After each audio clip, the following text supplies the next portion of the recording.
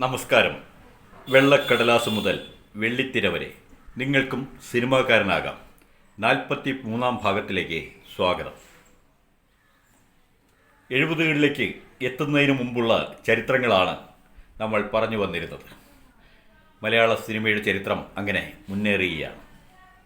അക്കാലത്ത് നല്ലൊരു നടനായി അറിഞ്ഞിരുന്ന ആളാണ് മധു സംവിധായകനും നിർമ്മാതാവും ആകുന്ന ആദ്യ ചിത്രമാണ് പ്രിയ സി രാധാകൃഷ്ണൻ്റെ നോവലായ തേവിടിശിയുടെ ചലച്ചിത്ര ആവിഷ്കാരമായി.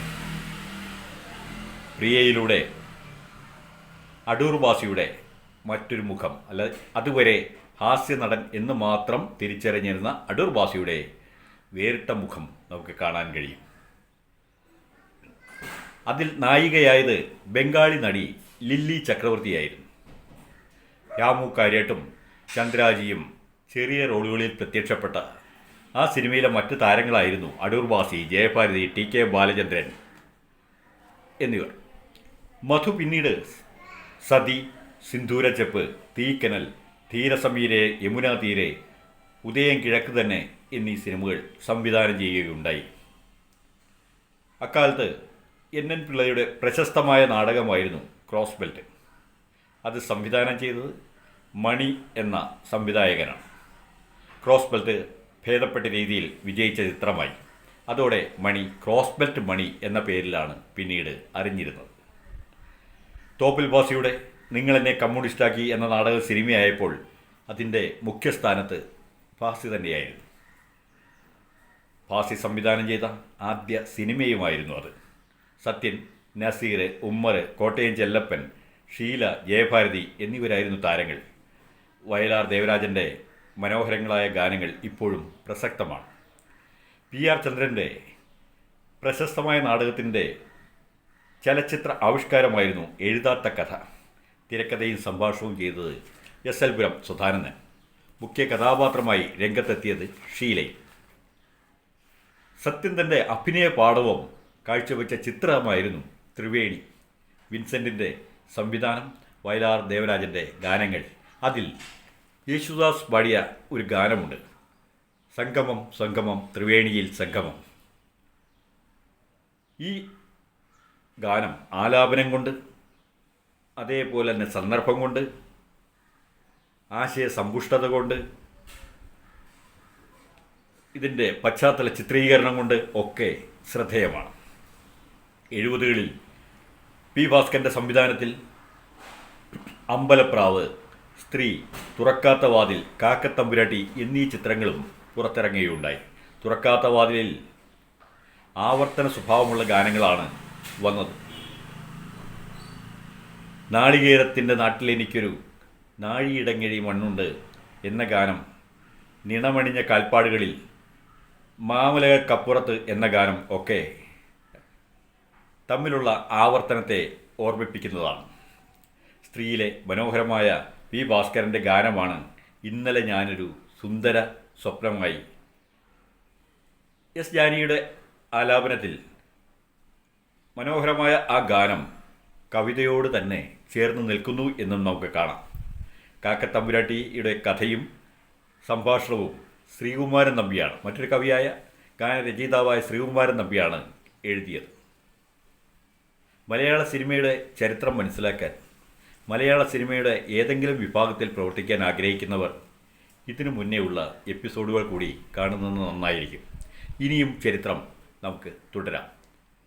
അതിനിടയിലായി മലയാള സിനിമാ ഗാനങ്ങളെക്കുറിച്ചാണ് കഴിഞ്ഞ എപ്പിസോഡുകളിൽ പറഞ്ഞു വന്നത്. മലയാള സിനിമാ ഗാനങ്ങളും മലയാള സാഹിത്യത്തിലെ കവിതയിലെ അലങ്കാരങ്ങളും നമുക്ക് പരിചയപ്പെടാൻ കഴിഞ്ഞിരുന്നു. കുറച്ച് അലങ്കാരങ്ങൾ നമ്മൾ മനസ്സിലാക്കിക്കൊണ്ടാണ് ഇതുവഴി കടന്നു വന്നത്. ഇത്തവണയും വിശേഷോക്തി എന്ന ഒരു അലങ്കാരത്തെക്കുറിച്ച് നമുക്ക് മനസ്സിലാക്കാൻ ശ്രമിക്കാം. വിശേഷോക്തി ജനിക്കായെങ്കിൽ കാര്യം ഹേതുവായിരിക്കവേ. അതിൻ്റെ ലക്ഷണം അങ്ങനെയാണ്. വിശേഷോക്തി ജനിക്കായെങ്കിൽ കാര്യം ഹേതുവായിരിക്കവേ. കുറഞ്ഞില്ല ഹൃദിസ്നേഹം സ്മരദീപം ജ്വലിക്കലും. കുറഞ്ഞില്ല ഹൃദിസ്നേഹം സ്മരദീപം ജ്വലിക്കലും. കാരണം ഉണ്ടായിട്ടും കാര്യം ഉണ്ടാകാത്തതാണ് വിശേഷോക്തി. കാരണമുണ്ട്, പക്ഷേ കാര്യം ഉണ്ടായില്ല. ഇതാണ് വിശേഷോക്തി. ഉദാഹരണത്തിൽ പറഞ്ഞ സ്മരദീപം, അതായത് കാമദീപം ജ്വലിച്ചിട്ടും സ്നേഹത്തിന് എണ്ണ എന്നുകൂടി അർത്ഥമുണ്ട്. സ്നേഹം കുറഞ്ഞില്ലെന്നാണ് സൂചന. കാമദീപം ജ്വലിച്ചിട്ടും എണ്ണ കുറഞ്ഞില്ല എന്നതാണ് അതിലെ ഉദാഹരണത്തിൽ പറയുന്നത്. മറ്റൊരു ഉദാഹരണം, യൗവനം വന്നുദിച്ചിട്ടും ചെറുതായില്ല ചെറുപ്പം, അവിവേകം ഇത് കണ്ടാൽ അറിവുള്ളവർ പരിഹസിക്കും, ചിലർ പഴിക്കും, വഴി പിഴയുന്തവ നനയ്ക്കുമ്പോൾ. ഉണ്ണായി വാര്യരുടേതാണ് ഈ കവിത ശകലം. യൗവനം വന്നുദിച്ചിട്ടും ചെറുതായില്ല ചെറുപ്പം, അവിവേകം ഇത് കണ്ടാൽ അറിവുള്ളവർ പരിഹസിക്കും, ചിലർ പഴിക്കും, വഴിപിഴയ്ക്കുന്നവ നനയ്ക്കുമ്പോൾ. ഇതാണ് അതിലെ ഉദാഹരണം.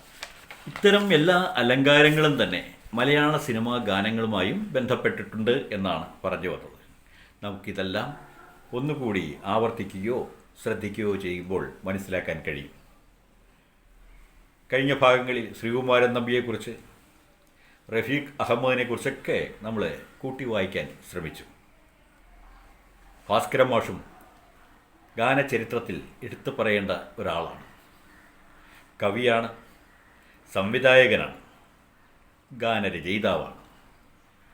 കാൽപ്പനികതയെ ലളിതമായി ചിത്രീകരിച്ച ഗാനരചയിതാവാണ് യഥാർത്ഥത്തിൽ പി ഭാസ്കരൻ മാഷ്. ഒരു കാലത്ത് മലയാള സിനിമയിൽ സംസ്കൃതത്തിൻ്റെ അതിപ്രസരം, മറ്റ് ഭാഷകളിൽ നിന്നും ഗാനങ്ങളുടെ തത്സമയം ഇതെല്ലാം നിറഞ്ഞു നിന്നിരുന്നു. ഈ സമയത്ത് അതിനെ ലളിത ഗാനശൈലിയുമായി മലയാളിത്തം കൊണ്ടുവന്ന ഒരു ഗാനരചയിതാവാണ് ഭാസ്കരൻ മാഷ്. മലയാള തനിമയുള്ള ഭൂമികയിലെ പുഷ്പഗന്ധം പടരുന്ന ഇടവഴിയിലൂടെ ചാന്ദ്രിക പ്രകാശത്തിൽ നടക്കുന്ന അനുഭവം പോലെ കുളിർമയേകുന്ന മലയാള ഗാനങ്ങൾ നമുക്ക് സമ്മാനിച്ചയാളാണ് ഭാസ്കരൻ മാഷ്. 1949 കാലഘട്ടത്തിൽ അപൂർവ സഹോദരർക്കൾ എന്ന തമിഴ് ചിത്രത്തിലെ ബഹുഭാഷാ ഗാനത്തിൽ ഏതാനും മലയാള വരികൾ എഴുതിക്കൊണ്ടാണ് സിനിമാ ഗാനരംഗത്തേക്ക് അദ്ദേഹം എത്തിയതെന്ന് സാങ്കേതികമായി പറയാം. നീലക്കുയിലൂടെ മലയാളികളുടെ മനസ്സിൽ ചിരപ്രതിഷ്ഠ നേടിയ ഈ ഗാനരചയിതാവ് കടക്കണ്ണിൻ തലപ്പത്ത് കറങ്ങും വണ്ടേ എന്നായിരുന്നു അന്ന് ആ തമിഴ് ചിത്രത്തിനു വേണ്ടി എഴുതിയ ഗാനത്തിൻ്റെ വരി. എന്നാൽ ചന്ദ്രിക എന്ന സിനിമയിലൂടെയാണ് ഭാസ്കരൻ മാഷ് സിനിമാ ഗാനരചയിതാവായി എത്തുന്നത്. മുഴുനീള അല്ലെങ്കിൽ മുഴുവൻ ഗാനരചനയും നടത്തിക്കൊണ്ട് ഒരു പൂർണ്ണമായ ഗാനം രചിച്ചുകൊണ്ട് എത്തുന്നത് ചന്ദ്രിക എന്ന സിനിമയിലൂടെയാണ്. 47 ചിത്രങ്ങൾ സംവിധാനം ചെയ്തിട്ടുള്ള ആളാണ് ഭാസ്കരൻ മാഷ്. മലയാളിത്തമുള്ള യാഥാർത്ഥ്യത്തെയും സ്വപ്നങ്ങളെയും കൽപ്പനകളെയും കൂട്ടിയിണക്കുന്ന ഗാനങ്ങൾ അദ്ദേഹത്തിൽ നിന്നും നമുക്ക് ലഭിച്ചിട്ടുണ്ട്.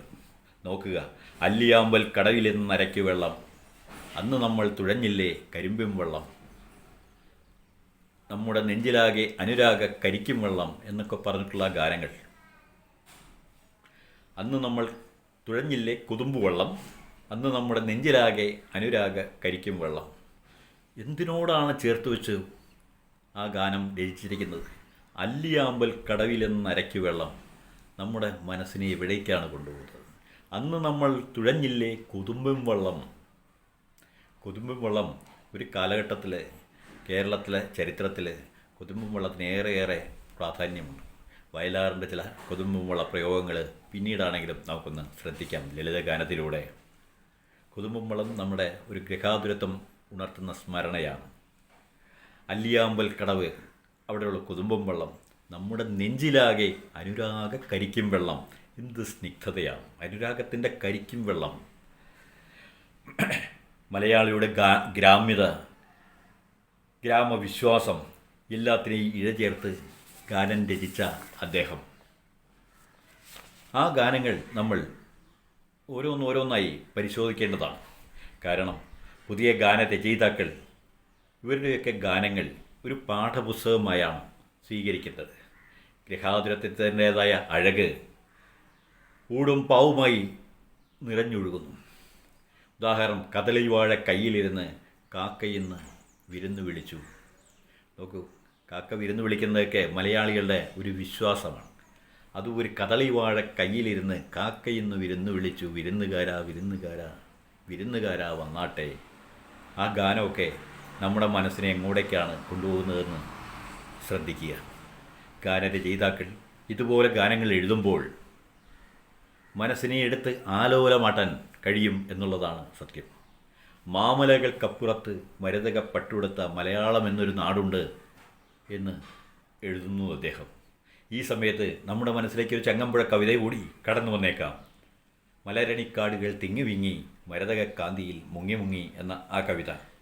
മാമലകൾക്കപ്പുറത്ത് മരതക പട്ടുടുത്ത മലയാളം എന്നൊരു നാടുണ്ട്. ഒരു മലയാളത്തെക്കുറിച്ച് എങ്ങനെയാണ് ഒരു ഗ്രഹാതുരത്വം, ഹോം സിക്നസ് വരുന്ന ഒരാൾക്ക് തോന്നുകയാണ്. ആ ചിത്രീകരണം, ആ ആത്മാംശം, ആ അടുപ്പം, ഇഴയടുപ്പം ഒക്കെ ഈ ഗാനങ്ങളിൽ കാണാൻ കഴിയും. പുലർകാല സുന്ദര സ്വപ്നത്തിലിന്നു ഞാൻ പൂമ്പാറ്റയായിരുന്നു. പുലർകാല സുന്ദര സ്വപ്നത്തിലിന്നു ഞാൻ എന്ന് എഴുതിയ ഒരു പൂമ്പാറ്റയായിരുന്നു എന്ന് എഴുതിയപ്പോൾ ഒന്നാം തരം കവിതയാണ് ഗാനമായിട്ട് മാറിയത്. അതോടൊപ്പം അതിലൊരു ഫിലോസഫി ഒളിച്ചിരിപ്പുണ്ടായിരുന്നു. ഭാസ്കരൻ മാഷിൻ്റെ ഗാനങ്ങൾ ഇനിയും നമുക്ക് പരിശോധിച്ചുകൊണ്ട് തുടർ എപ്പിസോഡുകളിലേക്ക് കിടക്കാം. നന്ദി, നമസ്കാരം.